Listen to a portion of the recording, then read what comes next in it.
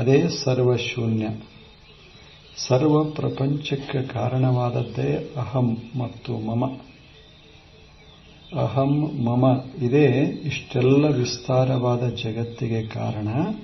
ಇದಕ್ಕೆ ಸರ್ವ ಅಂತ ಕರಿತೀವಿ. ಈ ಸರ್ವಕ್ಕೆ ಕಾರಣವಾದ ಅಹಂ ಮಮ ಭಾವಗಳೇ ಇಲ್ಲದ್ದರಿಂದ ಅದು ಸರ್ವಶೂನ್ಯ, ನಿರಾಲಂಬ. ಕೊನೆಗೆ ನಿಶೂನ್ಯ. ಅದನ್ನು ಏನೂ ಹೇಳಬಾರದು. ಆ ವಸ್ತುವನ್ನು ಕುರಿತು ಏನನ್ನೂ ಮಾತನಾಡಬಾರದು. ಅನಿರ್ವಚನೀಯ, ನಿರ್ವಚನ ಶೂನ್ಯ, ಅನಿರ್ವಚನೀಯ. ಇಂಥ ಒಂದು ಶೂನ್ಯ ಇದೆ ಅನ್ನೋದನ್ನು ಶರಣರು ಅದನ್ನು ವರ್ಣಿಸಿದರು. ಅದನ್ನೇ ಬಸವಣ್ಣನವರು ಅವರು ಹೇಳಿದರು. ಇದು ಬಯಲು, ಅದು ಬಯಲು ಅಂತ ಹೇಳಿ ಕೊನೆಗೇನು ಹೇಳಿದರು? ಜಗದಗಲ, ಮುಗಿಲಗಲ, ಕೊನೆಗೆ ಮಿಗೆಯಗಲ. ಆ ಮಿಗೆಯಗಲ ಅಲ್ಲ, ಅದೇ ಶೂನ್ಯ. ಇದೆಲ್ಲ ಮೀರಿದ್ದು, ಯಾವುದೂ ಇಲ್ಲದ್ದು, ಅದು ಶೂನ್ಯ. ಇನ್ನೊಂದು ವಚನದಾಗ ಹೇಳ್ತಾರೆ ಬಸವಣ್ಣನವರು ಆ ಶೂನ್ಯವನ್ನು ಕುರಿತು ಎಷ್ಟು ಸುಂದರವಾದ ಮಾತನ್ನ ಹೇಳ್ತಾರೆ. ಭೂ, ತೋಯ, ಪಾವಕ, ಸಮೀರಣ, ಅಂಬರಾದಿಗಳೆಲ್ಲ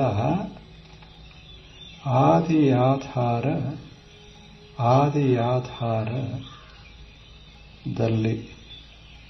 ಭೂ, ತೋಯ, ಪಾವಕ, ಸಮೀರಣ, ಅಂಬರಾದಿಗಳೆಲ್ಲ ಆದಿಯಾಧಾರ ಪರಮಾತ್ಮ ಲಿಂಗದಲ್ಲಿ. ಅದಕ್ಕೆ ಅವರು ಪರಮಾತ್ಮ ಲಿಂಗ ಅಂತ ಶಬ್ದ ಬಳಸಿದರು. ಆದಿ ಮಧ್ಯ ಅವಸಾನಗಳಿಲ್ಲದ ಅಗಮ್ಯ. ಅಗಮ್ಯ ಅಂದ್ರೆ ಸರ್ವಶೂನ್ಯ. ಅಲ್ಲಿ ಆದಿ ಮಧ್ಯ ಅವಸಾನಗಳಿಲ್ಲದ ಅಗಮ್ಯ. ಇಷ್ಟೊಂದು ಮುಂದೆ ಹೇಳ್ತಾರೆ. ವೇದಾದಿ ಸಕಲ ಶಾಸ್ತ್ರಜ್ಞರು ಪರಿಣತರು ಅದನ್ನು ಅಂತೂ ಇಂತೂ ಎಂದು ಉಪಮಿಸಲಿಲ್ಲ. ಅನುಪಮ, ನಿರುಪಮ. ಆದ್ದರಿಂದ ಅದು ನಿಶೂನ್ಯ. ಹೀಗೆ ಆ ಮಾತು ಎಷ್ಟು ಚಂದದೆ. ಭೂ, ತೋಯ, ಪಾವಕ, ಸಮೀರಣ, ಅಂಬರಾದಿಗಳೆಲ್ಲ ಅಂದ್ರೆ ಇದೇನು ಕಾಣ ಬರ್ತದಲ್ಲ, ಎಲ್ಲ. ಇದಿಷ್ಟೆಲ್ಲ ಕಾರ್ಯ ಕಾರಣ ರೂಪವಾದ ಸಮಸ್ತ ವಿಶ್ವ.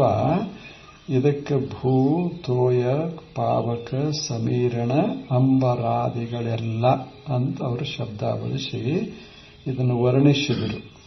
ವಿಶ್ವ ಇದು. ಇಂಥ ವಿಶ್ವ, ಇದಕ್ಕೆ ಆಧಾರ ಯಾವುದು?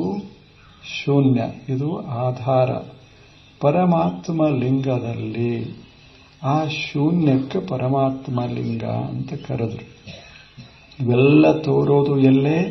ಅದೇ ಪರಮ ಆಧಾರದಲ್ಲಿ, ಪರಮ ಶೂನ್ಯದಲ್ಲಿ. ಅಂಥ ಶೂನ್ಯಕ್ಕೆ ಪರಮ ಆತ್ಮಲಿಂಗ. ಎಷ್ಟು ಚಂದ ಶಬ್ದ ಬಳಸ್ಯಾರ. ಪರಮ ಆತ್ಮಲಿಂಗ. ಅದ್ಭುತವಾದ ಶಬ್ದ ಇದು. ಯಾಕೆ? ಆತ್ಮ ಅಂದ್ರೆ ವಿಸ್ತಾರ. ಅತತಿ ಅಂದ್ರೆ ವ್ಯಾಪತಿ ಅಂತ. ವಿಸ್ತಾರವಾದದ್ದೇ ಅದು ಆತ್ಮ. ಆತ್ಮ ಶಬ್ದದ ಅರ್ಥವೇ ವಿಸ್ತಾರ. ಅದು ಅಗಲ ಅಂತ ಕರೀತೇವಲ್ಲ. ಅಗಲ ಅಂದ್ರೆ ಕನ್ನಡದಾಗ ಅಗಲ ಅಂತಾರೆ. ಸಂಸ್ಕೃತದಲ್ಲಿ ಅದಕ್ಕೆ ವಿಸ್ತಾರ, ಆತ್ಮ ಅಂತ ಕರೀತಾರೆ. ಅತತಿ ವ್ಯಾಪತಿ ಇತಿ ಆತ್ಮ. ಯಾವುದು ವ್ಯಾಪಿಸ್ತದ ಅದಕ್ಕೆ ಆತ್ಮ ಅಂತ ಕರೆದಾರೆ. ಪರಮ ಆತ್ಮ ಲಿಂಗದಲ್ಲಿ. ಪರಮ ಅಂದ್ರೆ ಅದಕ್ಕಿಂತಲೂ ವ್ಯಾಪಕವಾದದ್ದು ಯಾವುದೂ ಇಲ್ಲ. ಆದ್ದರಿಂದ ಅದು ಪರಮ. ಇಂಥ ಪರಮ ಆತ್ಮ ಯಾವುದು? ನಿಶೂನ್ಯ ಅಥವಾ ಶೂನ್ಯ. ಎಲ್ಲ ಕೂಡಿಯೇ ಒಂದು ಶೂನ್ಯ ಅಂತ ನಾವು ಕರೆಯೋದು. 4 ಕೂಡಿ ಶೂನ್ಯ ಅಂತ ಕರಿತೇವೆ. ಇಂಥ ಶೂನ್ಯದ ಅಲ್ಲ, ಇದು ಪರಮ ಆತ್ಮಲಿಂಗ. ಇಂಥ ಪರಮ ಆತ್ಮಲಿಂಗ ಆದಿಯಾಧಾರ. ಇದಕ್ಕೆ ಈ ಮಹಾವಿಶ್ವಕ್ಕೆ ಆದಿ ಮತ್ತು ಆಧಾರ. ಆದಿಯೂ ಹೌದು, ಆಧಾರವೂ ಹೌದು. ಆದಿ ಅಂದ್ರೆ ಮೊದಲಿರೋದು, ಆಧಾರ ಅಂದ್ರೆ ಅದು ಇಲ್ಲದೆ ಇದ್ರೆ ಇದು ಇರುವುದಿಲ್ಲ. ಅದಕ್ಕೆ ಆಧಾರ ಅಂತ ಕರೀತೇವೆ. ಅದಕ್ಕೆ ಆಧಾರ ಅಂತೇವೆ. If that supreme reality is not there, there is no possibility for the material world to exist. ಅದು ಇಲ್ಲ, ಇದು ಇಲ್ಲ. ಆದ್ದರಿಂದ ಅದು ಆಧಾರ. ಯಾವುದು? ಪರಮ ಆತ್ಮ ಲಿಂಗವೇ ಆಧಾರ. ಇಲ್ಲವೇ ಬಯಲು ಅಂತ ಇನ್ನೊಂದು ಶಬ್ದ ಬಳಸಿದರು. ಬರೇ ಬಯಲಲ್ಲ, ನಿರ್ಬಯಲು, ನಿಶೂನ್ಯ, ನಿರ್ಬಯಲು, ಮಹಾಬಯಲು ಅಂತ ಶಬ್ದ ಬಳಸಿದ್ರಲ್ಲ, ಇದೇ ನಿಶೂನ್ಯ ಅಥವಾ ಶೂನ್ಯ ತತ್ವ, ಶೂನ್ಯ ವಸ್ತು ಇದು. ಇಂಥ ಶೂನ್ಯ ಹೇಗದೆ?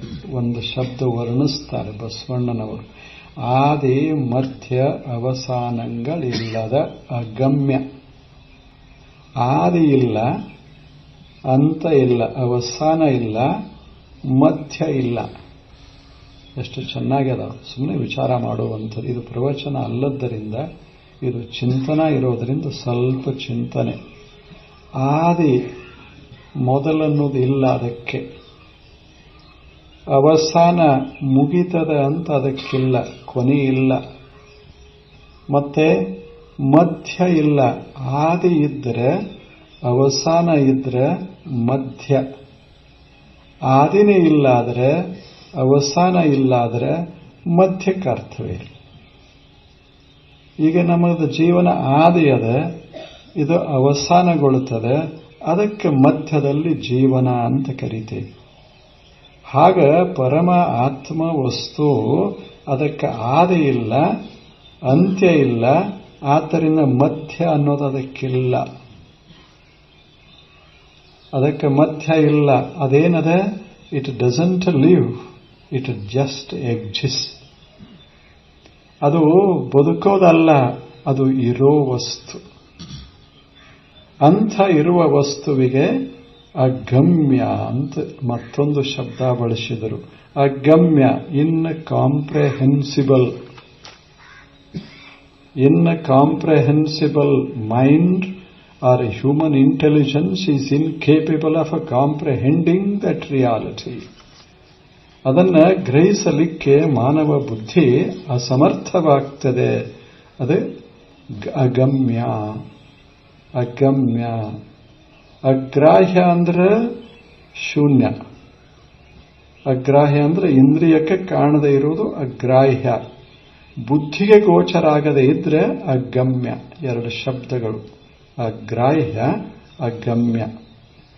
ಆದಿ ಆಧಾರ, ಮಧ್ಯ, ಆದಿ ಮತ್ತು ಅವಸಾನಗಳಿಲ್ಲ. ಆದಿ ಮಧ್ಯ ಅವಸಾನಗಳು ಇಲ್ಲ. ಅಂಥ ಅಗಮ್ಯ ವಸ್ತು, ಅದನ್ನು ಅಂತೂ ಇಂತೂ ಎಂದು ವರ್ಣಿಸಲು ಇಲ್ಲ.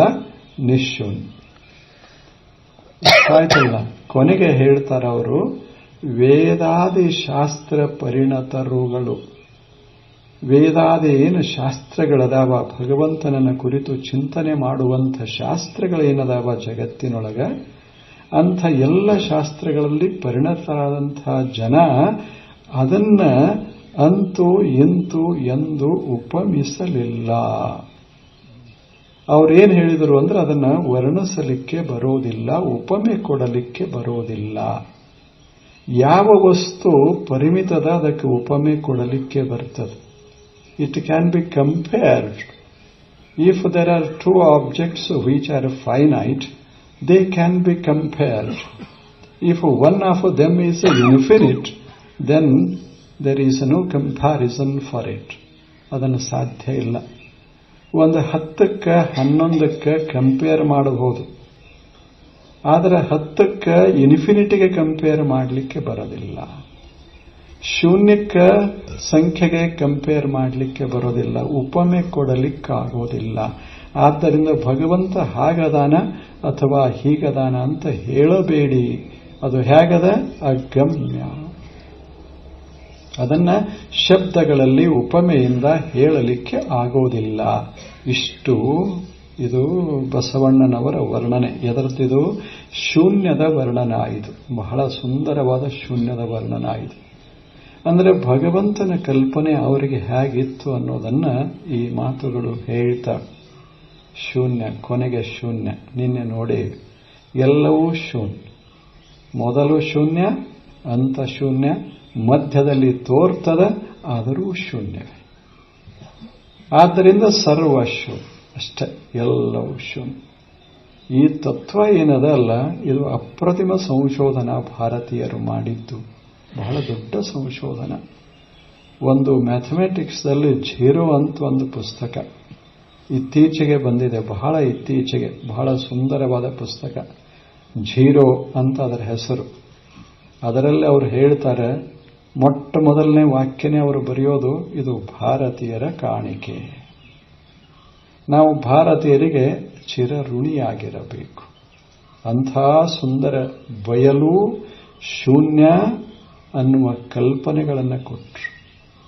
ಅನಂತದ ಇನ್ನೊಂದು ಹೇಳಿದರು ಅವರು, ಬಯಲು ಶೂನ್ಯ ಅನಂತದ, ಇವೆಲ್ಲ ಅಂಥ ಸುಂದರ ಕಲ್ಪನೆಗಳು. ಇದನ್ನ ಯಾರು ಕೊಟ್ಟರು ಅಂದ್ರೆ ಭಾರತದವರು ಕೊಟ್ಟರು. ಯಾಕೆ ಕೊಟ್ಟರು ಅಂದ್ರೆ ಅವರ ಬೌದ್ಧಿಕ ಪರಿಮಿತಿಗಳನ್ನು ತೆಗೆದುಹಾಕಿಬಿಟ್ರು. ಇದಂಥ ಅದ್ಭುತ. ನಮ್ಮ ಬುದ್ಧಿಗೆ ಪರಿಮಿತಿ ಇರ್ತದೆ. ಪರಿಮಿತ ಬುದ್ಧಿಯಿಂದ ನಾವು ನೋಡ್ಲಿಕ್ಕೆ ಹೋದೇವಿ ಅಂದ್ರೆ ಪರಿಮಿತ ವಸ್ತುಗಳು ಕಾಣಕ್ಕೆ ಶುರುವಾಗ್ತವ. ಅಪರಿಮಿತದ ಕಡೆ ಮನಸ್ಸು ಹರಿಯೋದಿಲ್ಲ, ಹೆದರ್ತದೆ, ನಿರ್ಭಯ ಆಗ್ತದೆ. ಅಪರಿಮಿತದತ್ತ ಹೋಗೋದಕ್ಕೆ ಭಯ ಅದ. ನಾವೊಂದು ಚೌಕಟ್ಟಿನಲ್ಲಿ ಇರೋದಕ್ಕೆ ಎಷ್ಟು ಮನಸ್ಸಾಗ್ತದೆ, ಚೌಕಟ್ಟು ಬಿಡ್ಲಿಕ್ಕೆ ಮನಸ್ಸಾಗೋದಿಲ್ಲ. ಆದರೆ ಬೌದ್ಧಿಕವಾಗಿ ಹೆಂಗಿದ್ರು ಭಾರತೀಯರಂದ್ರೆ, ಬೌದ್ಧಿಕ ಚೌಕಟ್ಟನ್ನೇ ತೆಗೆದು ಚೆಲ್ಲಿದ್ರು. ಆವಾಗ ಅವರಿಗೆ ಅನಂತತೆಯ ಭಾನ ಬಂತು. ಅಂಥ ಕಲ್ಪನೆಯನ್ನು ಕೊಟ್ಟ ಮಹಾನುಭಾವರು ಭಾರತೀಯರು ಅಂತ ವರ್ಣಿಸಿದ್ರು. ಆ ಪುಸ್ತಕದಲ್ಲಿ ಬಹಳ ಸುಂದರವಾಗಿ ಹೇಳ್ತಾರೆ. ಇಷ್ಟು ನೋಡಿದೆವಲ್ಲ, ಇನ್ನು ನಾವು ಬರ್ತೇವೆ ಈ ಶೂನ್ಯದತ್ತ ಹೋಗುವ ಮಾರ್ಗ. ಇದನ್ನು ನಾವು ನೋಡ್ತಾ ಇದ್ದೇವೆ. ಇನ್ನು ಶೂನ್ಯ ಇತ್ತಲ್ಲ, ಆ ಶೂನ್ಯದಿಂದ ಅದು ತತ್ವ ಅಲ್ಲ, ಶೂನ್ಯ ಅದು ವಸ್ತು, ಅದು ಪರವಸ್ತು. ಅದು ಅದರಿಂದ ಮುಂದೆ ಏನೇನು ತಲೆದೋರ್ತಾವಲ್ಲ ಅವಕ್ಕೆ ತತ್ವಗಳು ಅಂತ ಕರೀತಾರೆ. ಆ ತತ್ವಗಳು ಒಟ್ಟು 3. ಒಂದು ಶಿವತತ್ವ, ಎರಡನೇದ್ದು ವಿದ್ಯಾತತ್ವ, ಮೂರನೇದ್ದು ಆತ್ಮತತ್ವ. ಇವೇ 3 ತತ್ವಗಳು. ಶಿವತತ್ವ, ವಿದ್ಯಾತತ್ವ, ಮೂರನೇದ್ದು ಆತ್ಮತತ್ವ.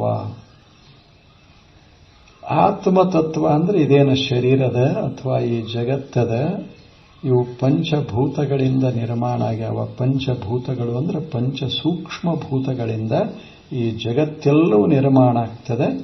ಈ ದೇಹವು ನಿರ್ಮಾಣ ಆಗ್ತದೆ. ಇದಕ್ಕೆ ಆತ್ಮತತ್ವ ಅಂತ ಕರೀತಾರೆ. ಇದು ಆತ್ಮತತ್ವ. ನಮಗೆ ಉಪಯೋಗವಾಗುವ, ನಮಗೆ ಕಾಣಬರುವಂತಹ ಸುಂದರ ತತ್ವಗಳ ಸಮುದಾಯ ಇದು ಜಗತ್ತು. ಆ ಬಳಿಕ ಶಿವತತ್ವ ಅಂದ್ರೆ ಮೊದಲನೇದ್ದು, ಮೊಟ್ಟ ಮೊದಲ ಆ ಶೂನ್ಯದಿಂದ ಏನು ರೂಪುಗೊಂಡಿತೋ, ಮೊಟ್ಟ ಮೊದಲ ಸೃಷ್ಟಿಮುಖವಾಗಿ ಒಂದೇನು ಪ್ರವಾಹ ಹರಿತೋ, ಅದಕ್ಕೆ ನಾವು ಶಿವತತ್ವ ಅಂತ ಕರೆಯೋದು. ಅದು ಮೊದಲನೇ ತತ್ವ, ಕಾಣಬಂದ ತತ್ವ. ಅಂದ್ರೆ ನಿಶೂನ್ಯ ಅಥವಾ ಶೂನ್ಯದಿಂದ, ಶೂನ್ಯದ ಒಳಗ ಒಂದು ಬಗೆಯ ತೆರೆ, ಒಂದು ಬಗೆಯ ತರಂಗ, ಒಂದು ಬಗೆಯ ಬಯಕೆ. ಕನ್ನಡದಾಗ ನಾವು ಬಯಕೆ ಅಂತ ಕರಿತೇವೆ. ಸುಮ್ಮನೆ ಒಂದು ಬಯಕೆ ತಲೆದೋರ್ತು. ಆ ಬಯಕೆ ಯುಕ್ತವಾದಾಗ ಶೂನ್ಯಕ್ಕೆ ನಾವು ಪರಶಿವ ಅಥವಾ ಶಿವ ಅಂತ ನಾವು ಕರಿತೇವೆ. ಅದು ಮೊದಲನೇ ತತ್ವ ಶಿವ. ಆ ಶಿವತತ್ವದಲ್ಲೇ 2 ಪ್ರಕಾರಗಳು. ಒಂದು ಪರಶಿವ, ಇನ್ನೊಂದು ಮಹಾಲಿಂಗ. ಪರಶಿವ ಮತ್ತು ಮಹಾಲಿಂಗ ಇವೆರಡೂ ಕೂಡಿ ಶಿವತತ್ವ. ಇದು ಪರಶಿವ ಅಂದರೂ ಒಂದೇ, ಮಹಾಲಿಂಗ ಅಂದ್ರೂ ಒಂದೇ, ಸ್ವಲ್ಪ ಭಿನ್ನ. ಪರಶಿವ ಮತ್ತು ಮಹಾಲಿಂಗ ಅಂತ ನಾವೇನು ಶಬ್ದ ಬಳಸ್ತೇವೆ, ಅಲ್ಲಿ ಏನದ, ಶೂನ್ಯಕ್ಕಿಂತ ಬದಲಾಗಿ ಏನದ, ಶೂನ್ಯದಲ್ಲಿ ಏನೂ ಇಲ್ಲ. ಶೂನ್ಯದಲ್ಲಿ ಏನೂ ಇಲ್ಲ, ಇದು ಯಾವುದೂ ಇಲ್ಲ. ಆದರೆ ಶಿವತತ್ವಕ್ಕೆ ಬಂದಾಗ ಅಥವಾ ಪರಶಿವ ತತ್ವಕ್ಕೆ ಬಂದಾಗ ಸ್ವಲ್ಪ ಬದಲಾವಣೆಗಳು ಶುರುವಾಗ್ತಾವೆ. ಅದರಲ್ಲಿ ಎರಡು ವಸ್ತುಗಳು, ಶಿವ ಮತ್ತು ಶಕ್ತಿ. ಶಕ್ತಿ ಅಂದ ಕೂಡಲೇ ಹೆಣ್ಣು ಗಂಡು ಅಂತ ಅಲ್ಲದು. ಶಿವ ಶಕ್ತಿ, ಎನರ್ಜಿ ಈ ಅರ್ಥದಲ್ಲಿ. Shiva conscious principle and Shakti energy. Shakti ಮತ್ತು ಶಿವ ಇವೆರಡರ ಸುಂದರ ಅವಿನಾಭಾವ ಸಂಪುಟ ಅಂತ ನಾವೇನು ಕರಿತೇವೆ, ಅದು ಪರಶಿವ. ಇದು ಮೊದಲನೇದ್ದು ತತ್ವ. ಈ ಪರಶಿವನಲ್ಲಿ ಏನದ ಎಲ್ಲ ಸಾಮರ್ಥ್ಯ ಅದು.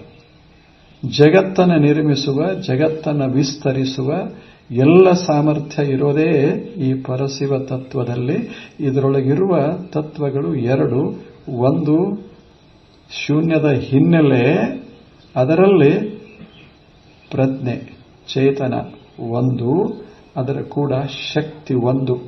ಇವು ಎರಡರ ಸಮ್ಮಿಲನ ಇದು ಪರಶಿವ. ಅದೇ ಸ್ವಲ್ಪ ಮೂರ್ತಗೊಂಡಾಗ ಅದಕ್ಕೆ ಮಹಾಲಿಂಗ ಅಂತ ಕರೆದೆ. ಇದು ಮಹಾಲಿಂಗ. ಇದು ತೇಜೋಮೂರ್ತಿ ಅಂತೇವಿ, ಇದನ್ನು ವರ್ಣಿಸ್ತೇವೆ. ಇದೇ ಜಗತ್ತಿನ ಮೂಲ. ಇದಕ್ಕೇನಂತೇವೆ, ಎರಡೂ ತತ್ವ ಕೂಡಿನೇ ಶಿವತತ್ವ ಅಂತ ನಾವು ಕರೆಯೋದು. ಈ ಶಿವತತ್ವದ ನಂತರ ಬಂದದ್ದೇ ವಿದ್ಯಾತತ್ವ. ವಿದ್ಯಾತತ್ವ ಅಂದ್ರೆ ಪರಮ ಆತ್ಮ ವಸ್ತು ಅಥವಾ ಶಿವ ಅಂತ ನಾವೇನು ಕರೆದೇವಿ, ಪರಶಿವ ಅಂತ, ಅದೊಂದು ಬೆಳಕಷ್ಟೇ, ಜ್ಞಾನದ ಬೆಳಕ. ದ ಲೈಟ್ ಆಫ್ ಕಾನ್ಷಿಯಸ್ನೆಸ್, ಅದು ಲೈಟ್. ಶಕ್ತಿ ಒಂದು 5 ರೂಪದಲ್ಲಿ ಅದು ವಿಕಾಸಗೊಳ್ಳುತ್ತದೆ. 5 ರೂಪದಲ್ಲಿ ಶಕ್ತಿ ವಿಕಾಸಗೊಂಡಾಗ ಅದರ ಮಧ್ಯ ತಲೆದೋರ್ತದಲ್ಲ, ವ್ಯಕ್ತ ಆಗ್ತದೆ, ಅದು ಲಿಂಗ. ಅದು ಲಿಂಗ. ಮಹಾಲಿಂಗದಿಂದ ಹಿಂಗ 5 ಶಕ್ತಿಗಳು ಹೀಗೆ ಹೊರಹೊಮ್ಮತಾವ. ಆ ಶಕ್ತಿಗಳ ಮಧ್ಯೆ ಅಭಿವ್ಯಕ್ತವಾದ ಚೇತನದಲ್ಲ, ಅದಕ್ಕೆ ನಾವು ಲಿಂಗ ಅಂತ ಕರೆಯೋದು. ಅವು 5 ಯಾವುವು ಶಕ್ತಿಗಳು: ಕ್ರಿಯಾಶಕ್ತಿ, ಜ್ಞಾನಶಕ್ತಿ, ಇಚ್ಛಾಶಕ್ತಿ, ಆದಿಶಕ್ತಿ ಮತ್ತು ಪರಾಶಕ್ತಿ. ಪರಶಕ್ತಿ ಅಲ್ಲಿ ಪರಶಿವನಲ್ಲಿ ಪರಶಕ್ತಿ, ಇಲ್ಲಿ ಮಾತ್ರ ಪರಾಶಕ್ತಿ. ಇವು 5. ಇವು ಏನಂತ ಬಹಳ ಗಂಭೀರ ಆಲೋಚನೆ ಮಾಡುವ ಅವಶ್ಯಕತೆ ಇಲ್ಲ. ಇವು ಶಕ್ತಿಯ 5 ರೂಪಗಳಷ್ಟೆ. ಜಗತ್ತು ಮುಂದೆ ನಿರ್ಮಾಣ ಆಗಬೇಕಾದ್ರೆ ಶಕ್ತಿ ಬೇಕಾಗ್ತದೆ. ಶಕ್ತಿ 5 ರೂಪಗಳು. ಅಲ್ಲಿ ಕ್ರಿಯಾಶಕ್ತಿ ಬೇಕಾಗ್ತದೆ, ಜ್ಞಾನಶಕ್ತಿ ಬೇಕಾಗ್ತದೆ, ಜಗತ್ತನ್ನು ನಿರ್ಮಿಸುವಾಗ ಇಚ್ಛಾಶಕ್ತಿ ಬೇಕಾಗ್ತದೆ, ಅದಕ್ಕೆ ಪ್ರೇರಕವಾದಂಥ ಆದಿಶಕ್ತಿ ಬೇಕಾಗ್ತದೆ, ಅದಕ್ಕೆ ಆಧಾರವಾದಂಥ ಪರಾಶಕ್ತಿ ಬೇಕಾಗ್ತದೆ. ಇವು ಪಂಚಶಕ್ತಿಗಳು. ಈ ಪಂಚಶಕ್ತಿಗಳ ಮಧ್ಯ ಚೇತನ ಏನು ತಲೆದೋರ್ತದೆ, ಚೇತನದ ಲಸ್ಟರ್ ಆಫ್ ನಾಲೆಡ್ಜ್ ಅದೇನು ತಲೆದೋರ್ತದೆ, ಅದಕ್ಕೆ ನಾವು ಲಿಂಗ ಅಂತ ಕರಿತೇವೆ. ಅದು ಆಚಾರಲಿಂಗ, ಗುರುಲಿಂಗ, ಶಿವಲಿಂಗ, ಜಂಗಮಲಿಂಗ, ಪ್ರಸಾದಲಿಂಗ. ಮೂಲದಲ್ಲಿ ವೈಶ್ವಿಕ. ಇವೆಲ್ಲ ವೈಶ್ವಿಕ ಆಚಾರಲಿಂಗ, ವೈಶ್ವಿಕ ಗುರುಲಿಂಗ, ವೈಶ್ವಿಕ ಶಿವಲಿಂಗ, ವೈಶ್ವಿಕ ಜಂಗಮಲಿಂಗ ಮತ್ತು ವೈಶ್ವಿಕ ಪ್ರಸಾದಲಿಂಗ. ಲಿಂಗ ಅಂದ್ರೆ ಏನೂ ಅಲ್ಲ, ಸತ್ಯ ಚೇತನದ ಕಳೆ. ಈಗ ಪರಮಾತ್ಮನ 5 ಲಕ್ಷಣಗಳನ್ನು ನಾವು ಹೇಳ್ತೇವೆ. ಸತ್ತು, ಚಿತ್ತು, ಆನಂದ, ನಿತ್ಯ, ಪೂರ್ಣ ಅಂತ ಹೇಳ್ತೇವೆ. ಈ 5 ಲಕ್ಷಣಗಳನ್ನು ಅಭಿವ್ಯಕ್ತಗೊಳಿಸುವ 5 ಇವು ಶಕ್ತಿಗಳು. ಪರಮಾತ್ಮನ ಸದ್ದ ರೂಪನ್ನು ವ್ಯಕ್ತ ಮಾಡುವ ಶಕ್ತಿ, ಪರಮಾತ್ಮನ ಚಿದ್ರೂಪನ್ನು ವ್ಯಕ್ತ ಮಾಡುವ ಶಕ್ತಿ, ಆ ಬಳಿಕ ಆನಂದ ರೂಪವನ್ನ, ನಿತ್ಯ ರೂಪವನ್ನ, ಪರಿಪೂರ್ಣ ರೂಪವನ್ನ ವ್ಯಕ್ತ ಮಾಡುವ ಶಕ್ತಿಗಳದಾವಲ್ಲ, ಅವುಗಳಿಗೆ ನಾವು ಶಕ್ತಿಗಳಂತೇವೆ, ಇಲ್ಲವೇ ಕಲೆಗಳು ಅಂತ ಕರಿತೇವೆ. ಕಲೆಗಳು ಅಂತೂ ಕರಿತೇವೆ. ಕಲಾ ನಿಮಗೆ ಗೊತ್ತದೆ, ಕಲೆಗಳವು, ಸುಂದರವಾದಂತಹ ಕಲೆಗಳವು. ಇಂಥ ಕಲೆಗಳು ಮತ್ತು ಈ ಶಕ್ತಿ, ಶಿವನ ಚೇತನ, ಇವೆರಡೂ ಅಲ್ಲಿ ಅಭಿವ್ಯಕ್ತವಾಗಿರ್ತಾವೆ. ಅಲ್ಲಿ ಪರಮಾತ್ಮನ ಪೂರ್ಣ ಲಕ್ಷಣಗಳ ಅಭಿವ್ಯಕ್ತವಾಗಿರೋದರಿಂದ ಅವಕ್ಕೆ ಸಾದಾಖ್ಯಗಳು ಅಂತ ಕರಿತೇವೆ. ಸಾದಾಖ್ಯಗಳಂದ್ರೆ ಸತ್ತಿನ ಅಭಿವ್ಯಕ್ತಿ ಅಲ್ಲಿ ಸಂಪೂರ್ಣವಾಗಿರುವುದರಿಂದ ಸಾದಾಖ್ಯ ಅಂತ ನಾವು ಕರೆಯೋದು. ಇಷ್ಟು ಇದೆಲ್ಲ ಗದ್ದಲಾಗಬಹುದು. ಸುಮ್ಮನೆ ನೋಡಿ. ಮೊದಲ ಶೂನ್ಯ, ಇದು ಎರಡನೇದ್ದು ಶೂನ್ಯದ ಒಳಗಿರುವಂತಹ ಶಿವ ಮತ್ತು ಶಕ್ತಿಯ ಅಭಿವ್ಯಕ್ತ ರೂಪ. ಮೂರನೇದು ಗೊತ್ತಾಗ್ತದೆ ನಮಗೆ, ಇದೆಲ್ಲ ಜಗತ್ತು. ಇದಷ್ಟೆಲ್ಲ ಜಗತ್ತು ಆ ಪರಶಿವನಿಂದ ಹಿಡಿದು ಇಲ್ಲಿಯವರೆಗೆ ನಮ್ಮ ದೇಹದವರೆಗೆ ಇರೋದಕ್ಕೆಲ್ಲ ವಿಶ್ವ ಅಂತ ನಾವು ಕರೆಯೋದು. ಇಷ್ಟೆಲ್ಲ ವಿಶ್ವ ಎಲ್ಲಿಂದ ತಲೆದೋರುತ್ತು ಅಂದ್ರೆ ಶೂನ್ಯದಿಂದ ಬಂತು, ಶೂನ್ಯದಲ್ಲೇ ಅಡಗ್ತದೆ. ಇಂಥ ಕಾಲದೊಳಗೆ ಎರಡು ತತ್ವಗಳು ಕಾಣಬರ್ತಾವೆ. ಒಂದು ಲಿಂಗ, ಇನ್ನೊಂದು ಅಂಗ. ಅಂಗಂದ್ರೆ ನಾನು, ಅಂಗಂದ್ರೆ ನಾನು. ಲಿಂಗ ಅಂದ್ರೆ ಶಿವನ ಅದೊಂದು ಅಭಿವ್ಯಕ್ತ ರೂಪ, ಅದಕ್ಕೆ ಲಿಂಗ ಅಂತ ಕರೀತೇವೆ. ಅದೊಂದು ಲಿಂಗ, ಇದೊಂದು ಅಂಗ. ಈ ಅಂಗ ಅಂದ್ರೆ ಈ ದೇಹದ ಅಲ್ಲ, ಈ ದೇಹದ ಒಳಗಿರುವ ಚೇತನಕ್ಕೆ ಅಂಗ ಅಂತ ಕರೆಯೋದು. ಹಾಗ ವಿಶ್ವದಲ್ಲ, ಇದು ಒಂದು ವಿಶ್ವದೇಹ, ಅದರ ಒಳಗಿರುವ ಚೇತನಕ್ಕೆ ಲಿಂಗ ಅಂತ ಕರೆಯೋದು. ಇಲ್ಲೇ ಅಂಗ, ಅಲ್ಲೇ ಲಿಂಗ. ವಿಶ್ವಗತ ಚೇತನಕ್ಕೆ ಲಿಂಗ ಅಂತ ಯಾಕೆ ಕರೆಯೋದು ಅಂದರೆ ಅಲ್ಲಿ ಅಪರಿಮಿತ ಲಕ್ಷಣಗಳು ಸತ್ತು, ಚಿತ್ತು, ಆನಂದ, ನಿತ್ಯ, ಪರಿಪೂರ್ಣ ವ್ಯಕ್ತ ಆಗ್ತಾವಲ್ಲ. ನಮ್ಮಲ್ಲಿ ಪರಿಮಿತವಾಗಿ ವ್ಯಕ್ತ ಆಗ್ತಾವ. ಪರಿಮಿತವಾಗಿ ನಾನು ಇದ್ದೇನೆ, ಇದು ಪರಿಮಿತ ಅಸ್ತಿತ್ವ. ನಾನು ಅಂತ ನನಗೆ, ನಾನು ದೇಹ, ನಾನು ಸಣ್ಣವನಾಗಿದ್ದೇನೆ, ಇದು ಜ್ಞಾನ. ಅದರ ಕೂಡ ನನಗೊಂದಿಷ್ಟು ಸುಖ ಇದೆ, ನಾನು ಕೆಲವು ವರ್ಷ ಬದುಕ್ತೇನೆ, ನನ್ನ ವ್ಯಾಪ್ತಿ ಇಷ್ಟದ. ಪರಿಮಿತವಾಗಿ ಈ ಪಂಚ ಲಕ್ಷಣಗಳು ಇಲ್ಲಿರೋದರಿಂದ ಇದಕ್ಕೇನಂತೇವಿ, ಅಂಗ ಅಂತ ಕರೀತೇವೆ. ಎಷ್ಟು ಚಂದ ಶಬ್ದ ಬಳಸಿದ್ರು, ಅಂಗ ಮತ್ತು ಲಿಂಗ. ಈ ಕಡೆ ಲಿಂಗ ಅದು ವಿಸ್ತಾರವಾದದ್ದು, ಈ ಕಡೆ ಅಂಗ ಇದು ಚಿಕ್ಕ ಪರಿಮಿತ ಭಾವ ತಾಳಿತ್ತು. ಅದನ್ನೇ ಸಾದಾ ಶಬ್ದಗಳಲ್ಲಿ ಹೇಳೋದಾದರೆ, ಈಗ ನಾವೆಲ್ಲ ಅದೇವಲ್ಲ, ನಾವೆಲ್ಲರೂ ಅಂಗ. ಅಂಗ ಅಂದ್ರೆ ಜೀವಿಗಳು. ಪರಿಮಿತ ಭಾವ ನಮಗದ. ನಮಗೇನು ನಾವು ಅನಂತವಾಗಿರ್ತೇವೆ ಅಂತ ನಮಗೇನು ಅನಿಸೋದಿಲ್ಲ. ಅಥವಾ ನಾವು ಬಹಳ ಬುದ್ಧಿವಂತರು, ನಮಗೆಲ್ಲ ತಿಳಿತದಂತ ನಮಗನಿಸೋದಿಲ್ಲ. ನಾವು ಆನಂದ ರೂಪಿಗಳಂತ ನಮಗನಿಸೋದಿಲ್ಲ.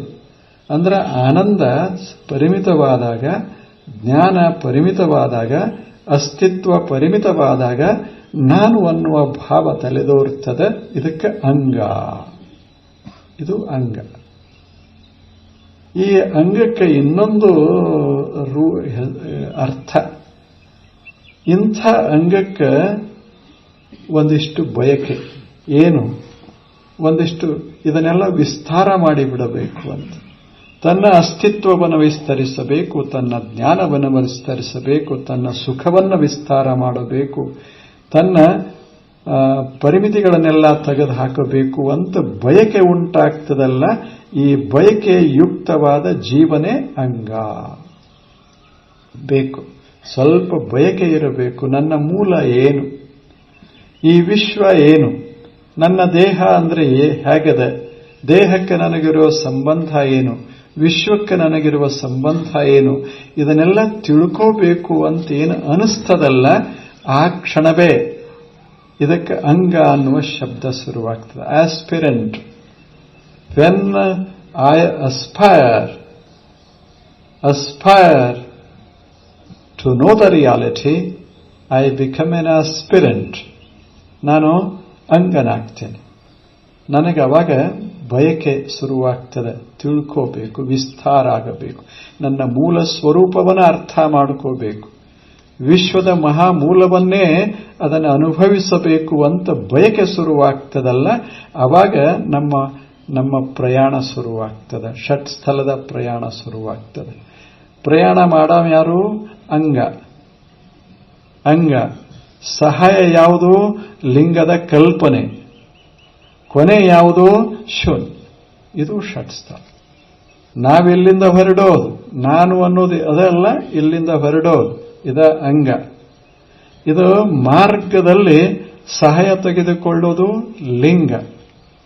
ಆ ಲಿಂಗದ ಸಹಾಯದಿಂದ ಅಂಗ ತನ್ನ ಅಂಗಭಾವವನ್ನ ಲಿಂಗದಲ್ಲಿ, ಲಿಂಗಭಾವವನ್ನ ಅಂಗದಲ್ಲಿ ಸಮರಸಗೊಳಿಸಿದಾಗ ಶೂನ್ಯ ಅನುಭವಕ್ಕೆ ಬರಕ್ಕೆ ಶುರುವಾಗ್ತದೆ. ಇದು ಷಟ್ಸ್ಥಲದ ಸಾಮಾನ್ಯ ಕಲ್ಪನೆ. ಇದು ಬಹಳ ಸುಂದರವಾದ ಕಲ್ಪನೆ. ಎಲ್ಲಿಂದ ಹೊರಡೋದು? ನಾನು ಅನ್ನೋದರಿಂದ ಹೋಗೋದು, ಅನಂತತೆಯನ್ನ ಬೆರೆಯೋದು. ಪರಿಮಿತಿಯನ್ನ ಇಟ್ಟುಕೊಂಡು ಹೊರಡೋದು, ಅಪರಿಮಿತನಾಗೋದು. It is a journey from the limited to the illimitable reality.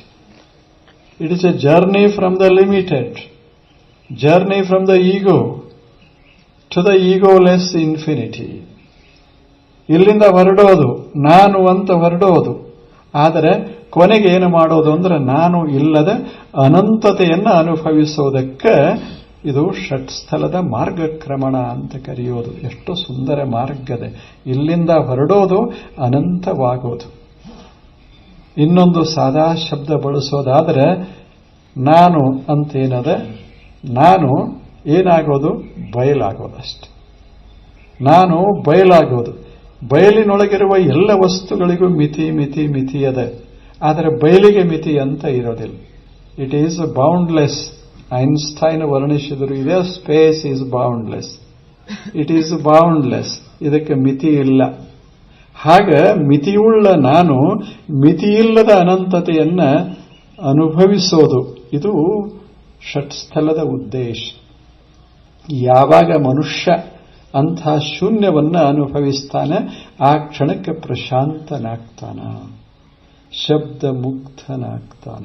Basavanna ಹೇಳ್ತಾರೆ, ಶಬ್ದ ಮುಗ್ಧನಾಗ್ತಾನ. ಅಂದ್ರೆ ಷಟ್ಸ್ಥಲ ಮಾರ್ಗದ ಕೊಟ್ಟ ಕೊನೆ ಯಾವುದು ಅಂದ್ರೆ ಪ್ರಶಾಂತಿ, ಶಬ್ದ ಮುಗ್ಧತಾ, ಅನಂತತೆಯ ಅನುಭವ. ಇದು ಬಹಳ ಮಹತ್ವದ್ದು. ನಾವು ಶಾಂತ ಇರಬೇಕು, ಅನಂತತೆಯನ್ನು ಅನುಭವಿಸ್ತಾ ಇರಬೇಕು. ಇದು ಜೀವನ್ಮುಕ್ತಾವಸ್ಥಾ. ಇವರಿಗೆ ಶರಣರು ಅಂತ ಕರೆಯೋದು. ಈಗ ಇರಬೇಕು. We have to live with a body and use all our sense organs along with a mind and intelligence. But all the while we should be aware of our true nature, which is infinite, endless, vastness. ಸುಮ್ಮನೆ ಅನುಭವಿಸ್ತಾ ಇರಬೇಕು ಮನುಷ್ಯ. ಇಂಥ ಒಂದು ಜೀವನಕ್ಕೆ ಕಾರಣವಾದದ್ದು ಯಾವುದು ಅಂದರೆ ಷಟ್ ಸ್ಥಲ. ಇದನ್ನು 6 ಹಂತಗಳಲ್ಲಿ ಈ ಮಾರ್ಗವನ್ನ ಹೆಣೆದರು. 6 ಹಂತದಲ್ಲಿ ಮೊದಲನೇ ಹಂತ ಎಲ್ಲಿಂದ ಶುರುವಾಗ್ತದೆ? ಈಗ ನಾಮದೇವಲ್ಲ, ಇದ ಮೊದಲನೇ ಹಂತ.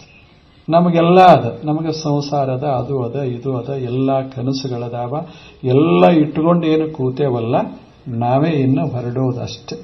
ಇದೊಂದು ಮಾರ್ಗಕ್ರಮಣ ಮಾಡೋದು. ಇದು ಮಾರ್ಗಕ್ರಮಣ ಮಾಡೋದು. ಈ ಮಾರ್ಗಕ್ರಮಣ ಮಾಡುವಾಗ ಸ್ಪಷ್ಟ ಗೊತ್ತಿರಬೇಕು, ನಾವು ಎಲ್ಲಿಂದ ಹೊರಡ್ತೇವಿ, ಎಲ್ಲಿಗೆ ಮುಟ್ಟೋದದ ಮತ್ತು ಏನು ಮಾಡೋದದ. ಇಷ್ಟೆಲ್ಲ ಕಲ್ಪನೆ ಸ್ಪಷ್ಟವಾಗಿದ್ದರೆ ಮಾತ್ರ ಷಟ್ಸ್ಥಲ ಅದು ಸುಲಭ ಅನಿಸ್ತದೆ ಮತ್ತು ಅಷ್ಟೇ ಪರಿಣಾಮಕಾರಿಯಾಗಿರ್ತದೆ. ಆದ್ದರಿಂದ ಒಂದು ಸ್ಪಷ್ಟ ತಿಳ್ಕೊಂಡಿರೋದು ಶೂನ್ಯ. ಶೂನ್ಯದಿಂದ ವಿಶ್ವ, ವಿಶ್ವದಲ್ಲಿ ನಾನು ಮತ್ತು ನನ್ನ ದೇಹ, ಇಷ್ಟು ಇದನ್ನು ಅರ್ಥ ಮಾಡಿಕೊಂಡಿರೋದು. ಶೂನ್ಯದಿಂದ ವಿಶ್ವ, ವಿಶ್ವದೊಳಗೆ ನನ್ನ ದೇಹ, ನನ್ನ ದೇಹದೊಳಗೆ ನಾನು, ಇಷ್ಟು ಸ್ಪಷ್ಟ. ಕೊನೆಗೆ ನಾನು ಯಾರು? ನಾನು ದೇಹ ಅಲ್ಲ, ನಾನು ವಿಶ್ವ ಅಲ್ಲ, ನಾನು ಶೂನ್ಯ. ಶೂನ್ಯ ಇದು ಶೂನ್ಯವಲ್ಲ, ಇದು ಅರಿವಿನ ಅಖಂಡ, ಇದೊಂದು ವಸ್ತು, ಅರಿವಿನ ಅಖಂಡ ವಸ್ತು. Infinite consciousness in existence. Consciousness which is infinite and which exists. ಅದು ನಾನು ಅನ್ನೋದನ್ನ ನಾವು ದೇಹದ ಪರಿಮಿತಿಗೆ ಒಳಪಡಿಸ್ತೇವೆ ಮನಸ್ಸಿನ ಭಾವನೆಗಳ ಪರಿಮಿತಿಗೆ ಒಳಪಡಿಸ್ತೇವೆ, ವಿಚಾರಗಳ ಪರಿಮಿತಿಗೆ ಒಳಪಡಿಸ್ತೇವೆ, ಆವಾಗ ನಾವು ಜೀವರಾಗ್ತೇವೆ.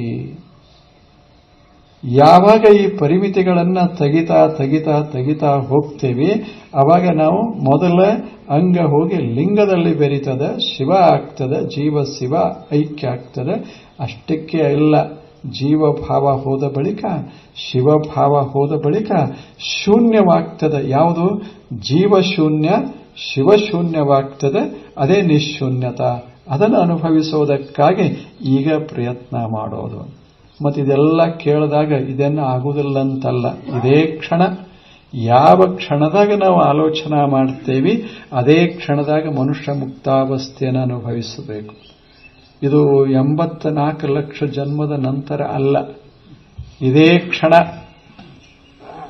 ಮನಸ್ಸು ಮಾಡೋದು ಹಿಂದೆ ನಾವು ಹೇಗೇ ಬದುಕಿರಲಿಲ್ಲ, ಅದು ಪ್ರಶ್ನೆ ಅಲ್ಲ. ಈ ಕ್ಷಣ ನಿದ್ದೆ ಮಾಡೋದಕ್ಕೆ ಏನು ತರಬೇತಿ ತಗೋಬೇಕಾಗಿಲ್ಲ. ನಿದ್ದೆ ಮಾಡೋದು ಮುಂದಿನ ಜನ್ಮಕ್ಕೆ, ಈ ಜನ್ಮದಾಗ ಬರೇ ತರಬೇತಿ ಹಾಸಿಗೆ ಹಾಸೋದು ಮುಂದಿನ ಜನ್ಮದಾಗ ಮಲಗಬೇಕಂತಲ್ಲ. ಸುಮ್ಮನೆ ಹಾಸಿಗೆ ಹಾಸ್ರಿ ಬೇಕಾರ ಬಿಡಿ, ಅದೊಂದು ನಿದ್ರೆ ಅಂತ ಬರ್ತದೆ. ಅದನ್ನ ನಾವು ಪ್ರವೇಶ ಮಾಡ್ತೇವೆ, ಏನು ಆನಂದ ಪಡ್ತೇವೆ. ಅದಕ್ಕೆ ಪಾಪಿ ಇದ್ರೂ ನಿದ್ರೆ ಮಾಡ್ತಾನ, ಪುಣ್ಯವಂತ ಇದ್ರೂ ನಿದ್ರೆ ಮಾಡ್ತಾನ, ದಪ್ಪಿದ್ದವರು ನಿದ್ರೆ ಮಾಡ್ತಾರ, ಸಣ್ಣ ಇದ್ದವರು ಮಾಡ್ತಾರ. ನಿದ್ರೆ ಮಾಡಾಕೇನು ಡಾಕ್ಟರ್ ಆಗಬೇಕಂತೇನಿಲ್ಲ, ವಕೀಲರಾಗಬೇಕಂತೂ ಇಲ್ಲ. ಒಕ್ಕಲಿಗರಿಗೂ ನಿದ್ರೆ ಬರ್ತದೆ, ಎಲ್ಲರಿಗೆ ಬರ್ತದೆ. ಹಾಗೆ ಮನಸ್ಸ ಮಾಡೋದಷ್ಟೇ. ಹಿಂದಿಂದ ಹಿಂದೆ ಅದನ್ನ ಮರೆತು ಬಿಟ್ರೆ, if we forget the past we become a new, ಅಲ್ವೇ? ನಾವು ಹಿಂದಿಂದನ ಮರೆತು ಬಿಟ್ರೆ ನಾವಿಂದು ಹೊಸಬರೇ. ನಾವು ಪಾಪಿಗಳಲ್ಲ, ಪುಣ್ಯವಂತರಲ್ಲ, ಏನೇನೂ ಅಲ್ಲ. ಪಾಪ ಪುಣ್ಯಗಳೇ ಇಲ್ಲದಂಥ ಸಹಜ ಅಸ್ತಿತ್ವ ಇದು. ಇಂಥ ಭಾವನೆ ಬಂದ ಕ್ಷಣವೇ ನಮ್ಮ ಮಾರ್ಗ ಶುರುವಾಗ್ತದ. ಅದಕ್ಕೆ ಷಟ್ಸ್ಥಲ ಮಾರ್ಗ ಬಹಳ ಅತ್ಯದ್ಭುತವಾದದ್ದು. ಅದು ಕ್ಲಿಷ್ಟ ಅಂದ್ರೆ ಶಬ್ದಗಳಿಗೆ ಗೊತ್ತಿಲ್ಲ ಅಷ್ಟೇ. ಆದರೆ ಸರಳ ಶಬ್ದ ಬಳಸೋದಾದ್ರೆ 2 ಶೂನ್ಯ, ಇದು ಗೊತ್ತಾಗುತ್ತಲ್ಲ. ಶೂನ್ಯ, ಮೊದಲು ಶೂನ್ಯ, ಅಂತ ಶೂನ್ಯ, ಮಧ್ಯದಲ್ಲಿ ನಾನು. ಮಧ್ಯದಲ್ಲಿ ನಾನು ಅಂತ ಯಾಕದ? ಶರೀರದ ಅಂತ ನಾನದ, ಮನಸ್ಸದ ಅಂತ ನಾನದ. ಶರೀರದ ಭಾವ ಬಿಟ್ರೆ, ಮನಸ್ಸಿನ ಭಾವ ಬಿಟ್ರೆ ನಾನು ಅನ್ನೋದು ಅನಂತವಾಗಿ ಬಿಡ್ತದೆ ಅಷ್ಟೆ. ಇವೆಲ್ಲ ಪರಿಮಿತಿಗಳು, adjuncts. They are limiting agents. The body and the mind and intelligence as well, they are limiting agents. When we forget the body, when we forget the mind, when we stop thinking about anything, then what happens? The mind becomes free from feelings and thoughts. Mind enters into deep silence. Mind is not now mind. It is no mind. It is amanaska. It is amanaska, amana. In that state, there are no limitations. We become illimitable reality. ಹಿಂಗೆ ಸುಮ್ಮನೆ ಈ ಕ್ಷಣದೇ ಸುಮ್ಮನೆ ತಾವು ಕೂತಿರಲ್ಲ. ಇವಾಗ ಸ್ವಲ್ಪ ಯೋಚನೆ ಮಾಡೋದು. ಏನು ಮಾಡೋದು? ಏನೇನು ಕಾಣಿಸ್ತದೆ ಅದು ನಾನು ಅಲ್ಲ. ದೇಹ ಕಾಣಿಸ್ತದೆ, ಸುಮ್ಮನೆ ದೇಹ ಒಂದು ಕ್ಷಣ ಮರ್ತು. ಮನಸ್ಸು ಅನಿಸ್ತದೆ, ಮನಸ್ಸಿಗೆ ಅನೇಕ ಭಾವನೆಗಳು ಬರ್ತಾವ. ಮನಸ್ಸಿನಲ್ಲಿ ಒಂದು ಕ್ಷಣ ಮನಸ್ಸನ್ನ ಶಾಂತಗೊಳಿಸಿ, ಯಾವ ಭಾವನೆಗಳು ಬರದಂಗೆ ಒಂದು ಕ್ಷಣ ತಾವು ಕೂತ್ರೆ ಆ ಕ್ಷಣಕ್ಕೆ ಬರೋದೇ ಶೂನ್ಯ ಭಾವ ಅಷ್ಟೆ. ಅದು ಶೂನ್ಯತ. ಅವಾಗ ಯಾವುದಿಲ್ಲ. ನಾನು ಅನ್ನೋದು ಪರಿಮಿತಿ ಇಲ್ಲ. ಪರಿಮಿತಿಗೆ ಒಳಪಡಿಸುವಂಥ ದೇಹದ ಭಾನನೆ ಹೋದ ಬಳಿಕ ನಾನು ಪುರುಷ, ನಾನು ಸ್ತ್ರೀ ಅಂತ ಇಲ್ಲ. ಮನಸ್ಸಿನಲ್ಲಿ ಬರುವಂಥ ಅಹಂ ಮಮಗಳೇ ಮರೆಯಾದ ಬಳಿಕ, ಮನಸ್ಸು ಶಾಂತವಾದ ಬಳಿಕ ಆ ಫೀಲಿಂಗ್ಸ್ ಇರೋದಿಲ್ಲ. ಆದ್ದರಿಂದ ಅದರ ಪರಿಮಿತಿ ನನಗಿಲ್ಲ. ನಾನು ಆವಾಗ ಪುರುಷನೂ ಅಲ್ಲ, ಸ್ತ್ರೀನೂ ಅಲ್ಲ. ನಾನು ಆವಾಗ ದೊಡ್ಡವನೂ ಅಲ್ಲ, ಸಣ್ಣವನೂ ಅಲ್ಲ. ನಾನು ಏನೂ ಅಲ್ಲ. ಏನೂ ಆದರೂ ಇದ್ದೆ, ಅದೇ ಪರಿಮಿತಿ. ಏನೂ ಅಲ್ಲ, ಅದು ಪರಿಮಿತಿ ಇಲ್ಲ. ಹಾಗೆ ಸುಮ್ಮನೆ ಹಿಂಗೆ ಕೂತ್ಕೊಂಡು ಸ್ವಲ್ಪ ಕಣ್ಣು ಮುಚ್ಚಿ ಹಿಂಗೆ ವಿಚಾರ ಮಾಡ್ಕೊಂತ ವಿಚಾರ ಮಾಡಬಾರದು. ಆ ಅವಸ್ಥೆಯನ್ನು ತಲುಪೋದು. ಮೊದಲ ಮರೆತು ಬಿಡೋದು, ಮರೆಯಕ್ಕೆ ಶುರು ಮಾಡೋದು, ವಿಚಾರ ಮಾಡ್ಕೋಂತ. ಮತ್ತು ಎಲ್ಲಿವರೆಗೆ ವಿಚಾರ ಮಾಡ್ತೇವೆ ಅಲ್ಲಿವರೆಗೆ ನಾವು ಸಣ್ಣವರಿರ್ತೇವೆ. ಇದು ಒಂದು ವಿಚಿತ್ರ. ಇದು ಎಲ್ಲಿವರೆಗೆ ವಿಚಾರ ಮಾಡ್ತೇವೆ ನಾವು ಸಣ್ಣವರಿರ್ತೇವೆ, ಎಲ್ಲಿವರೆಗೆ ಭಾವಿಸ್ತೇವೆ ಅಲ್ಲಿವರೆಗೆ ನಾವು ಸಣ್ಣವರಿರ್ತೇವೆ. ಯಾವಾಗ ಭಾವ ನಿಂತಿತೋ, ಯಾವಾಗ ವಿಚಾರ ನಿಂತಿತೋ, ಯಾವ ಕ್ಷಣಕ್ಕೆ ಪ್ರಜ್ಞೆ ತನ್ನ ಮಿತಿಗಳನ್ನು ಕಳ್ಕೊಂಡುತ್ತೋ ಆ ಕ್ಷಣಕ್ಕೆ ನಾನು ಇರ್ತೇನೆ, ಅದರ ಪರಿಮಿತಿ ಇರೋದಿಲ್ಲ. ಇದೇ ಶೂನ್ಯಾವಸ್ಥೆ. ಇಂಥ ಶೂನ್ಯಾವಸ್ಥೆಯನ್ನ ಅನುಭವಿಸೋದಕ್ಕಾಗಿ ಇದೊಂದು ಸಣ್ಣ ಮಾರ್ಗ, ಚಂದ ಮಾರ್ಗ. ಇಷ್ಟು ಒಮ್ಮೆಗಲೇ ಆಗುವುದಿಲ್ಲ ನಮಗಂತ ತಿಳಿದು ಒಂದು ಕ್ರಮ ಮಾಡಿದ್ರು. ಒಂದು 6 ಮೆಟ್ಟಲ. ಒಮ್ಮೆಗಲೇ ಹೋಗೋದು ಬೇಡ, ಸಾವಕಾಶ ಸಾವಕಾಶ ಸಾವಕಾಶ ಶೂನ್ಯದತ್ತ ಹೋಗೋದು. ಒಮ್ಮೆಗಲೇ ಭಯ ಆಗ್ತದೆ. ಶೂನ್ಯದ ಕಡೆ ಹೋಗೋದು ಹೆಂಗೆ? ಇಷ್ಟು ಮನಿ ಮಾಡೇವಿ, ಹೊಲ ಮಾಡೇವಿ, ಎಲ್ಲ ಮಾಡೇವಿ, ರೊಕ್ಕದ, ಮತ್ತೆ ಇಷ್ಟೆಲ್ಲ ಬಿಟ್ಟುಕೊಂಡು ಒಮ್ಮೆಗಲೇ ಶೂನ್ಯದತ್ತ ಹೋಗೋದು ಹೇಗೆ? ಅದಕ್ಕೆ ಒಂದಿಷ್ಟು ಭಯ ಅನಿಸ್ತದೆ. ಆ ಭಯ ಕಡಿಮೆ ಮಾಡೋದಕ್ಕಾಗಿ ಒಂದಿಷ್ಟು ಸಾವಕಾಶ ಕರ್ಕೊಂಡು ಹೋಗ್ತಾರೆ.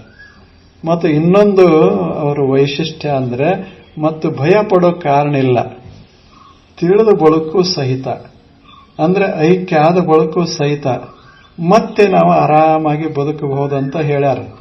ಅದು ಲಿಂಗಸ್ಥಳ, ಅದು ಮಜಾದಾಗಿರೋದು, ಸುಮ್ಮನೆ ಆನಂದವಾಗಿರೋದು. ಅದು ಅದಕ್ಕೆ ನೀವೇನು ವಿಚಾರ ಮಾಡಬೇಡಿ, ಬಹಳ ಏನರ ಹಾನಿ ಆಗ್ತದ. ಅಂಗಡಿ ಹಂಗೇ ಇರ್ತದೆ, ನಿಮ್ಮ ರೊಕ್ಕ ನಿಮ್ಮಲ್ಲೇ ಇರ್ತದೆ. ಯಾರಿಗೆ ಕೊಡಬೇಡಿ ತಗೋಬೇಡಿ, ಕೊಡಬೇಡಿ ತಗೋಬೇಡಿ. ಆದ್ರೆ ನೀವು ಮಾತ್ರ ಇದು ನಮ್ಮದಲ್ಲ ಅಂತ ತಿಳಿದಿರ್ಬೇಕು ಅಷ್ಟೇ, ಇನ್ನೇ ಇರೋದು. ನಿಮ್ಮ ಮನ್ಯಾಗ ನೀವೇ ಇರೋದು, ಇದು ಖಾಯಿಂ ಅಲ್ಲ. ಇದೇನು ಖಾಯಿಂ ಅಲ್ಲ, ಇದು ಮನ್ಯಾಗ ಇರೋದು, ಇದು ನಮ್ದು ಅಲ್ಲ. ನಮ್ದು ಕೊನೆಗೆ ಯಾವುದು ಅಂದ್ರೆ ಅಷ್ಟೇ. ಹಾಗಾಗಿ ಬದುಕೋದಿರೋದ್ರಿಂದ ಇದರಾಗ ತೊಂದರೆ ಇಲ್ಲ. ಇದನ್ನೆಲ್ಲ ಅನುಭವಿಸಿದಾಗಲೂ ಸಹಿತ ಮತ್ತೆ ಪ್ರಪಂಚ ಮಸ್ತ್ ನಡೀತದೆ. ಯಾಕೆ? ಬಹಳ ಇಚ್ಛೆಗಳಿರೋದಿಲ್ಲ, ಸುಮ್ಮನೆ ದುಡ್ಕೋತ ಹೋಗಿ ಬಿಟ್ಟಿರ್ತೇವೆ, ಮಜಾದಾಗಿರ್ತದೆ ಜಗತ್ತ. ಅವಾಗೊಂದು ಅದ್ಭುತ ಜಗತ್ತೇ ನಿರ್ಮಾಣ ಆಗ್ತಾ ಇರ್ತದೆ. ಆಶೆಗಳು ಕಡಿಮೆ ಇರ್ತಾವ, ಆದರೆ ಕೆಲಸ ಹೆಚ್ಚಾಗ್ತದೆ. ಕೆಲಸ ಹೆಚ್ಚಾಗೋದ್ರಿಂದ ಸಮೃದ್ಧಿ ಹೆಚ್ಚಾಗ್ತದೆ. ಅಂದ್ರೆ ತಿಳಿದ ಬಳಿಕ ಜೀವನ ಸಮೃದ್ಧವಾಗ್ತದೆ ವಿನಃ ಜೀವನ ಕೆಡೋದಿಲ್ಲ. ಇದು ವೈಶಿಷ್ಟ್ಯ, ಶರಣರ ವೈಶಿಷ್ಟ್ಯ ಇದು. ಆದ್ದರಿಂದ ಒಂದು ಮಾರ್ಗ ಇದು, ಷಟ್ಸ್ಥಲದ ಮಾರ್ಗ. ಈ ಮಾರ್ಗ ಬಹಳ ವೈವಿಧ್ಯಪೂರ್ಣವಾದದ್ದು. ಇದರಲ್ಲಿ ತ್ರಿವಿಧ ಲಿಂಗ, ತ್ರಿವಿಧಾಂಗ ಮಾರ್ಗ, ಷಡಂಗ ಮಾರ್ಗ, ಇವೆಲ್ಲ ಷಟ್ಸ್ಥಲದ ಮಾರ್ಗಗಳು. ಒಂದೊಂದು ನಾವು ನೋಡ್ತೇವೆ, 1, 2, 1, 2 ನೋಡ್ತಾ ಹೋಗ್ತೇವೆ. ಇಷ್ಟು ಇದು ಷಟ್ಸ್ಥಲ. ಅಂದ್ರೆ 6 ಹಂತದಲ್ಲಿ ನಮ್ಮ ಮನಸ್ಸನ್ನ ಅದನ್ನ ವಿಕಾಸಗೊಳಿಸ್ತಾ ಹೋಗೋದು. ಈಗಿರುವ ನಮ್ಮ ಅಹಂ ಅಂತೇನದ, ಇದರ ಮಿತಿಗಳನ್ನ ನಿಧಾನವಾಗಿ ಕಡಿಮೆ ಮಾಡ್ಕೋತ ಹೋಗೋದು. ಕೊನೆಗೆ ಈ ಮಿತಿ ಇಲ್ಲದಂಗಾಗೋದು, ಮಿತಿಯಿಂದ ಮಿತಿ ಇಲ್ಲದಂಗಾಗೋದು. ಅದನ್ನೇ ಅವರು ಸಂಸ್ಕೃತದಲ್ಲೇ ಹೇಳ್ತಾರೆ, ಅಸತೋಮ ಸದ್ಗಮಯ. ಅಸತೋಮ, ಅಸತ್ ಅಂದ್ರೆ ಅನಿತ್ಯ, ಅನಿತ್ಯದಿಂದ ಸದ್ಗಮಯ, ನಿತ್ಯದತ್ತ ನಾವು ನಡೆದು ಹೋಗೋದೇ ಇದು ಸಾಧನ. ಮೃತ್ಯುವಿನಿಂದ ಅಮೃತದತ್ವ ಹೋಗೋದೇ ಸಾಧನ.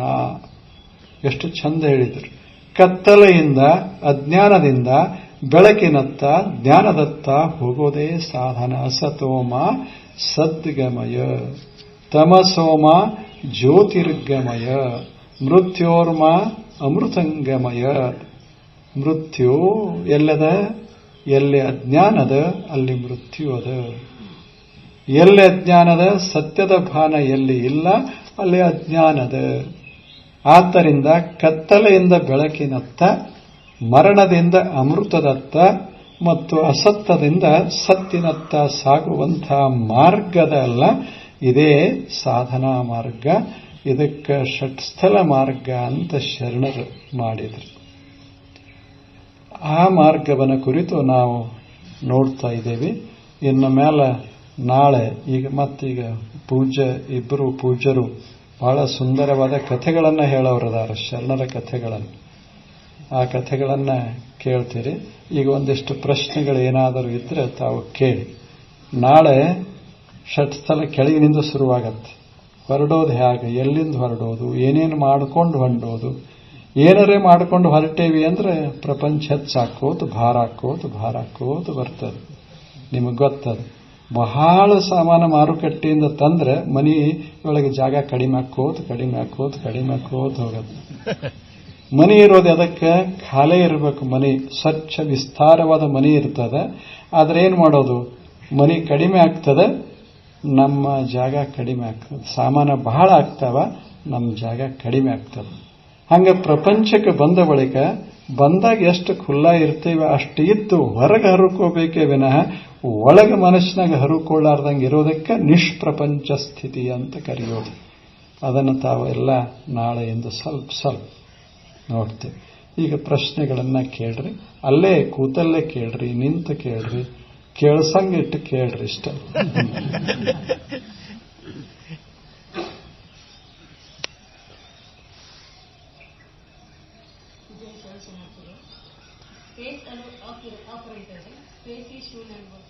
ಅನ್ಬೋದು. Space is a shunya. This is the material space, but that is called the spiritual space. This is material because it is a dimension of the matter. As long as there is matter, there is a space. If there is no matter, there is no space, because space is a dimension of a matter. Spiritual space is different. When there is no matter, there is a space.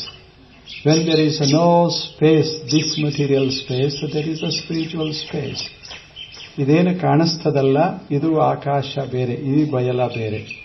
ಈ ಬಯಲ ವಸ್ತುವಿನ ಒಂದು ಅಂಗ, ವಸ್ತುವಿನ ಒಂದು ಮುಖ. ಇದು ಈ ಬಯಲು ವಸ್ತುವಿನೊಂದಿಗೆ ಮರೆಯಾಗಿ ಹೋಗ್ತದೆ. ಆದರೆ ಎಲ್ಲವೂ ಮರೆಯಾಗಿ ಹೋದ ಬಳಿಕ ಒಂದು ಬಯಲ, ಅದು ಅನಂತ ಬಯಲ, ಮಹಾಬಯಲು. ಅದಕ್ಕೆ ಮಹಾಬಯಲು ಅಂತ ಕರಿತೇವೆ. ಆ ಬಯಲಿಗೆ ಶೂನ್ಯ ಅಂತ ನಾವು ಕರೆಯೋದು.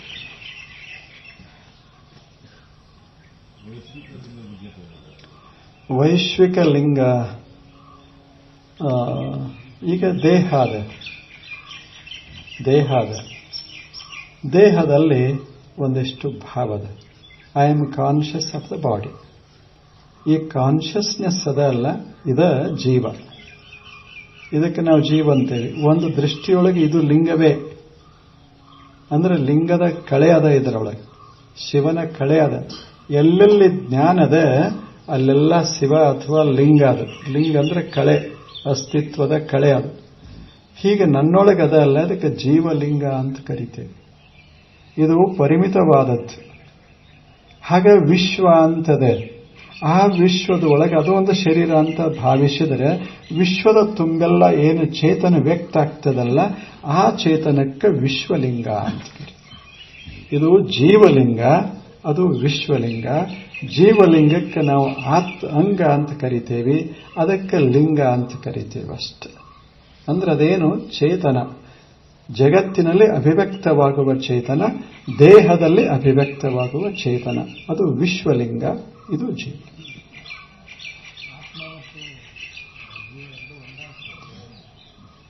ಎರಡು ಒಂದು ಅಥವಾ ಬೇರೆ ಬೇರೆಯೋ ಅಂತ.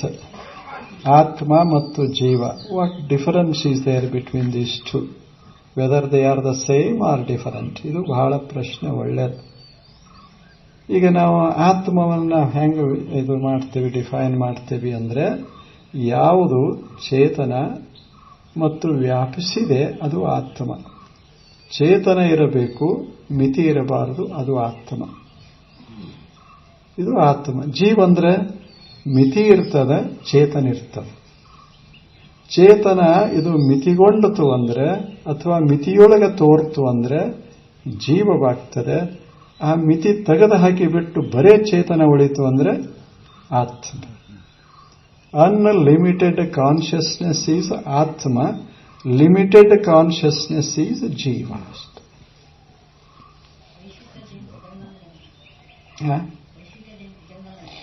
ವೈಶ್ವಿಕ ಜಂಗಮ ಲಿಂಗ, ತಮ್ಮ ಪ್ರಶ್ನೆ ಏನು? ಜಂಗಮ ಅಂದ್ರೆ ಈ ಶಿವತತ್ವ ಅಂತ ನಾವೇನು ಕರೆದೇವಲ್ಲ, ಅದಕ್ಕೆ ಜಂಗಮ ಅಂತ ಕರೆಯೋದು.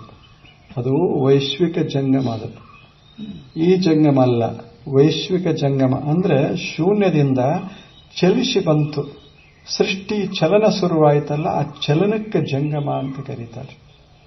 ಎಲ್ಲಿ ಚಲನ ಅದು ಜಂಗಮ. ಜಂಗಮ ಅಂದ್ರೆ ಸಂಸ್ಕೃತದ ಶಬ್ದ, ಅದು ಜಮ್ ಗಚ್ಚತಿ ಇತಿ ಜಂಗಮಃ. ಜಮ್ ಗಚ್ಚತಿ ಅಂದ್ರೆ ಯಾವುದು ಚಲಿಸ್ತದ ಅದಕ್ಕೆ ಜಂಗಮ ಅಂತ ಕರೆಯೋದು.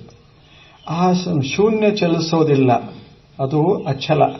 ಆ ಅಚಲವಾದ ಶೂನ್ಯದಿಂದ ಸೃಷ್ಟಿಗೆ ಮೂಲ ಕಾರಣವಾದಂಥ ಶಿವತತ್ವ ಚಲಿಸ್ತು. ಆದ್ದರಿಂದ ಅದಕ್ಕೆ ನಾವು ಜಂಗಮ ಅಂತ ಕರೆಯೋದು, ಅದಕ್ಕೆ ಶರಣ ಅಂತ ಕರೆಯೋದು.